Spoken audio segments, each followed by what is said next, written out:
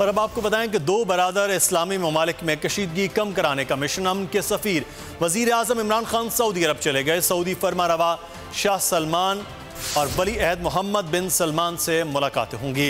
ईरानी तजावीज़ पर तबादला ख्याल और ख़ित्ते में कशीदगी के खात्मे के लिए इक़दामात पर सलाह मशवरे किए जाएंगे। हम खबर से आपको आगाह कर रहे हैं, वज़ीर आज़म पाकिस्तान इमरान खान सऊदी अरब रवाना हो गए हैं।